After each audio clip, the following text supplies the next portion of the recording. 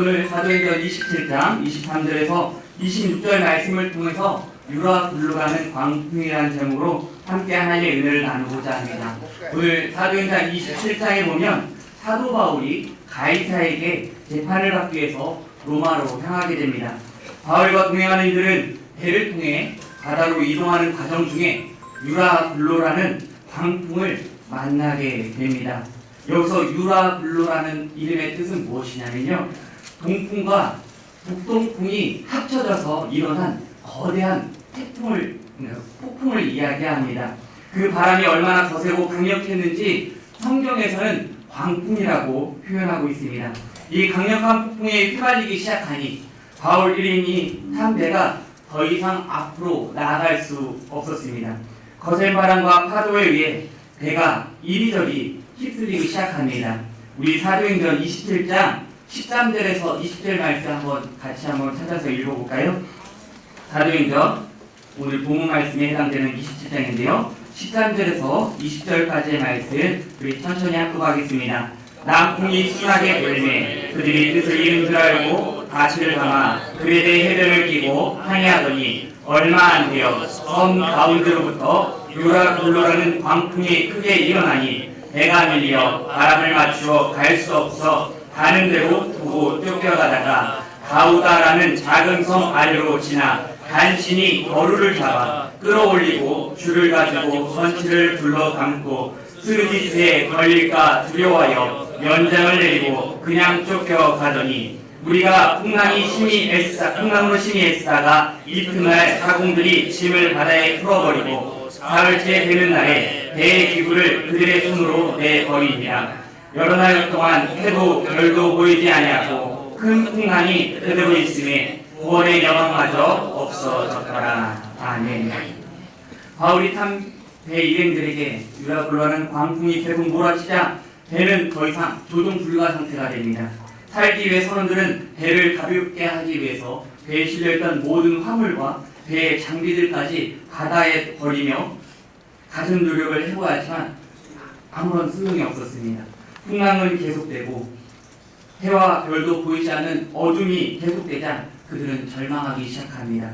이제는 살 수 있다는 희망도 점점 사라져갑니다. 오늘 우리의 삶에서도 유라 블루와 같은 광풍을 만날 때가 있습니다.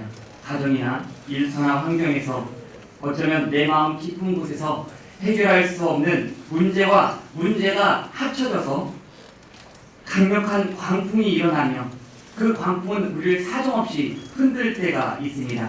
그 앞에서 버터를 안가는 힘을 써보지만 정신을 차리기도 어려울 때가 있습니다. 이 문제를 스스로 극복할 수 있다고, 나 혼자 해결할 수 있다고 노력해보지만 그 모든 노력들은 다 헛속으로 돌아갈 때가 있습니다. 오히려 상황은 점점 나빠지고 희망마저 보이지 않을 때가 있습니다. 이제는 기도할 힘도 없을 정도로 우리의 믿음까지 힘들 만큼 사납고 강력한 불풍과 같은 문제를 만났을 때 과연 우리는 어떻게 해야 할까요? 그때 우리는 우리 주님이 어떤 분이신가를 기억해야 될 줄 믿습니다. 첫 번째로 나누기 원합니다. 우리 하나님은 우리와 함께 하시는 분이십니다. 우리와 함께 하시는 하나님은 어떠한 상황 속에서도, 어떠한 절망 속에서도, 어떠한 폭풍 속에서도 함께 하시는 분이십니다. 다시 본문으로 돌아가 살펴보겠습니다. 이제 모두가 희망이 없다고 생각할 때 바울은 하나님의 말씀을 붙잡습니다. 그리고 사람들에게 이렇게 외칩니다. 바로 오늘 본문 말씀인데 제가 읽겠습니다. 내가 속한 바, 곧 내가 섬기는 하나님의 사자가 어젯밤에 내 곁에 서서 말하되 바울아 두려워하지 말라. 내가 가이사 앞에 서야 하겠고 또 하나님께서 너와 함께 항해하는 자를 다 내게 주셨다 하였으니 그러므로 여러분이여 안심하라. 나는 내게 말씀하신 그대로 되리라고 하나님을 믿노라. 그런즉 우리가 반드시 한 섬에 걸리리라 하더라. 아멘. 강력한 광풍을 만난 바울에게 하나님은 두려워 말라 말씀하십니다. 또한 하나님은 바울에게 너는 반드시 황제 앞에 서게 될 것이고 너와 함께 배에 탄 276명의 사람 모두를 바울에게 맡기셨다고 말씀합니다. 바울은 그 믿음 가운데 25절을 통해서 이렇게 고백합니다. 그러므로 여러분이여 안심하라. 나는 내게 말씀하신 그대로 되리라고 하나님을 믿노라. 바울은 믿음으로 고백합니다. 이 좀 더 쉽게 번역된 세번역 성경에서는 이렇게 번역하고 있습니다. 제가 한번 읽어볼게요. 그러므로 여러분 힘을 내십시오. 나는 하나님께서 나에게 말씀하신 그대로 되리라고 믿습니다. 아멘. 마침내 폭풍이 지나가고 바울과 함께 배에 탔던 276명의 사람들은 하나님의 약속 가운데 안전할 수 있었습니다. 큰 폭풍 앞에서 바울은 주님의 말씀을 붙잡았습니다. 우리도 바울처럼 믿음으로 주님의 말씀을 붙잡으시기를 소망합니다. 어떠한 환경과 문제가 우리를 둘러싸고 두렵게 할지라도 기억하시기 바랍니다. 주님이 오늘도 우리와 함께 하십니다. 이 말씀을 나눌 때 우리는 이렇게 반문해 볼 수 있습니다. 그건 바울의 이야기지 나는 아닙니다. 나는 바울처럼 믿음이 강하지 않습니다라고 우리는 반문해 볼 수 있습니다. 맞습니다. 우리 모두는 사도 바울처럼 믿음이 강할 수 없고 그보다 더 뛰어나기도 어려울 수 있습니다. 오히려 이 상황을 버티고 견뎌내는 것조차도 힘들 수도 있습니다. 그러나 다시 한번 생각해 보길 원합니다. 폭풍 속에서도 바울과 함께 하신 하나님이, 바울과 그의 이름을 보유하신 하나님께서 오늘 우리와 함께 하신다는 것을 믿는다면 우리는 어떠한 절망 속에서도 어떠한 폭풍 같은 문제를 만났을 때도 우리는 이겨낼 소망이 있습니다. 우리 하나님은 어떠한 하나님이십니까? 시편 93편 4절에 이렇게 고백합니다. 높이 계신 야훼의 능력은 많은 물소리와 바다의 큰 파도보다 크니이다 라고 말씀합니다. 또한 시편 89편 9절은 우리에게 이렇게 말씀합니다. 주께서 바다의 파도를 다스리시며 그 파도가 일어날 때 잔잔하게 하시나이다. 오늘 이 시간 우리가 믿는 하나님, 우리와 함께 하시는 하나님은 어떤 분이십니까? 하늘에 계신 높고 위대하시고 전능하신 하나님이십니다. 바로 우리의 하나님 아버지심을 말씀합니다. 바다와 파도보다 강하시고 다스리시는 하나님이 우리의 아버지심을 말씀하고 있습니다. 나의 연약함 가운데서도 우리와 함께 하시는 주님으로 인해 우리는 어떠한 절망에서도 이겨낼 소망이 있습니다. 우리가 믿는 하나님은 어떤 분입니까? 두 번째 나눌 내용은 폭풍 속에서도 함께 계시는 주님이십니다. 세상에서 알려진 가장 강력한 자연 형상 중 하나는 바로 태풍입니다. 태풍은 시속 241km의 강풍과 시간당 엄청난 폭우를 동반하며 이동합니다. 또한 태풍은 10층 높이의 해를 일으켜 모든 크고 높은 도시들조차 단 몇 분 만에 초토화시킬 수 있습니다. 이처럼 태풍은 지상에 있는 모든 것을 파괴시킬 만큼 강력한 힘을 가지고 있습니다. 그러나 우리가 기억해야 될 사실은 이것입니다. 태풍이 분다고 해서 하늘은 무너지지 않습니다. 우리 삶에 강력한 태풍이 다가올 때 그 너머에 계신 분이 살아계신 하나님, 바로 그분이 우리 하나님, 내 편이시라는 사실을 믿고 확신한다면 우리는 결코 절망하지 않게 됩니다. 시편 42편 5절은 우리에게 이렇게 말씀합니다. 내 영혼아 내가 어찌하여 낙심하며 어찌하여 내 속에서 불안해하는가.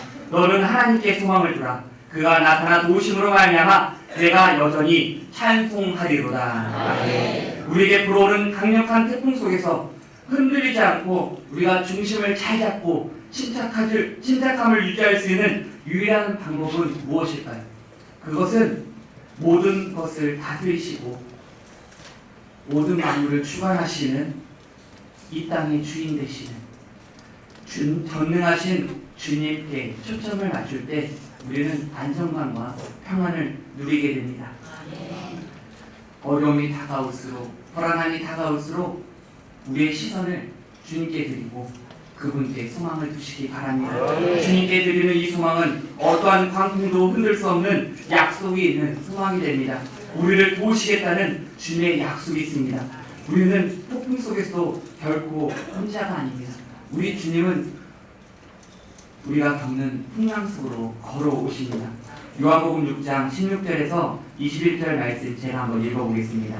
저물매 제자들이 바다에 내려가서 배를 타고 바다를 건너 가버나움으로 가는데 이미 어두웠고 예수는 아직 그들에게 오시지 아니하셨더니 큰 바람이 불어 파도가 일어나더라. 제자들이 노를 저어 12여리쯤 가다가 예수께서 바다 위로 걸어 배 가까이 오심을 보고 두려워하거늘 이르시되 내니 두려워하지 말라 하신데 이에 기뻐서 배로 영접하니 배는 곧 그들이 가려던 땅에 이르렀더라. 아멘. 우리 주님은 풍랑을 만난 제자들을 배를 향해 물 위를 걸어서 거침없이 제자들에게 가까이 다가오십니다.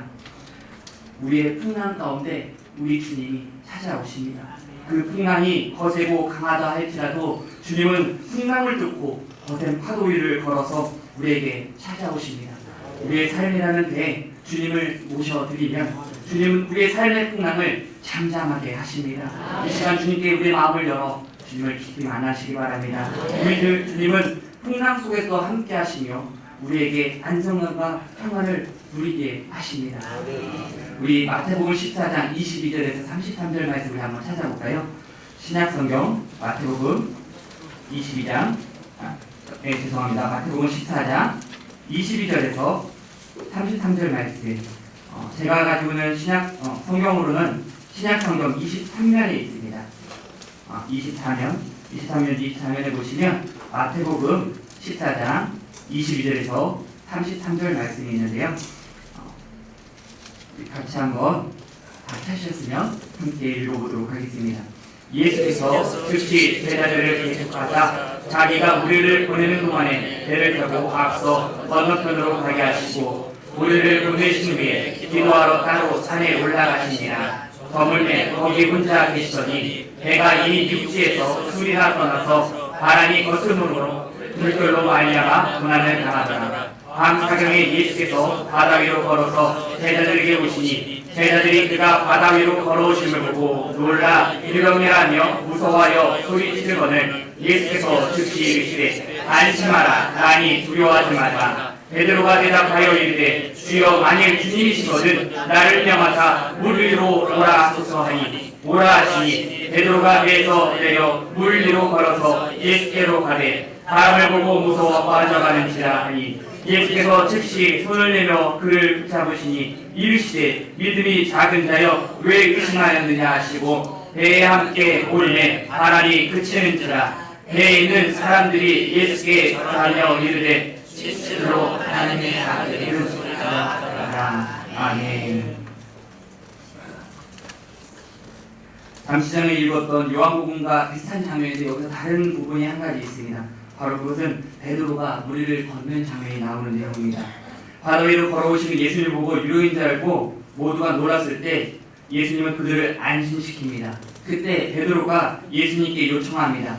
만일 주님이시거든 나를 명하사 물 위로 오라 하소서라고 베드로가 간청합니다. 주님께서 오라 하실 때 베드로는 정말 그 물 위를 걸어가기 시작합니다. 그러나 베드로가 바람을 보고 무서워할 때 베드로가 물에 깊이 빠지게 됩니다. 우리가 주님을 바라보면 이 문제를 건너갈 수 있습니다. 그러나 그 문제의 폭풍이 너무나 강해서 우리의 눈과 귀가 가려 주님을 놓쳐버리고 문제에 사로잡혀 실패하거나 낙심할 수 있습니다. 우리는 한없이 연약한 존재인 것은 변함없습니다. 그러나 그 사실에 멈춰서는 안 됩니다. 그 다음이 중요합니다. 물에 빠져가는 베드로의 다음 행동을 통해 우리가 알 수 있는데요. 바로 베드로가 주님께 소리질러 도움을 간구했다는 사실입니다.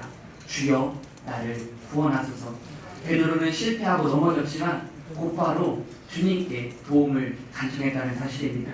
그때 예수님은 즉시 손을 내밀어 베드로를 붙잡아 주십니다. 우리 삶의 수많은 좌절과 절망 속에서 소리칠 힘이 없다면 작은 소리라도 주님께 간구하며 도움을 요청하시기 바랍니다. 아무도 들을 수 없는 그 마음의 소리까지 주님은 다 듣고 계십니다. 아무도 닿을 수 없는 그곳에 우리 주님은 거친 파도를 헤치고 풍랑을 잠잠케 하시며 물 위를 걸어서 우리에게 찾아오십니다. 우리 강한 손으로 우리를 붙들어 주십니다. 우리는 풍랑 속에서도 결코 혼자가 아닙니다. 주님이 우리와 함께 하십니다. 마지막 세 번째로 나눌 내용은 폭풍은 오히려 주님과 함께 비상할 시간입니다. 우리를 둘러싼 이 폭풍 같은 문제만 집중하다 보면 나에게 다가오는 모든 사건들이 다 비상사태로 여겨집니다. 그러나 문제 가운데서 하나님을 깊이 만나면 그것은 비상사태가 아니라 주님과 함께 높이 날아오르는 비상하는 시간이 됩니다. 독수리는 태풍이 접근해 올 때 본능적으로 위기임을 알아차린다고 합니다.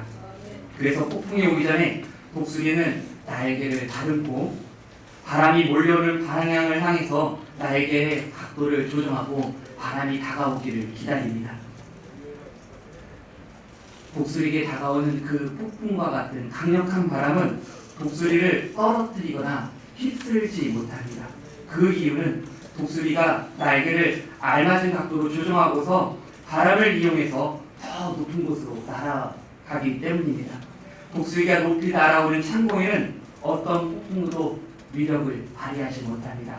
독수리가 높이 날아오는 창공 아래로 폭풍우가 세차게 흘러가고 있지만 독수리는 그저 그 폭풍우를 바라보고 볼 뿐 그 밑을 내려다보며 오히려 높게 날아올라 자유롭게 자신이 원하고자 하는 방향으로 날아오르게 됩니다.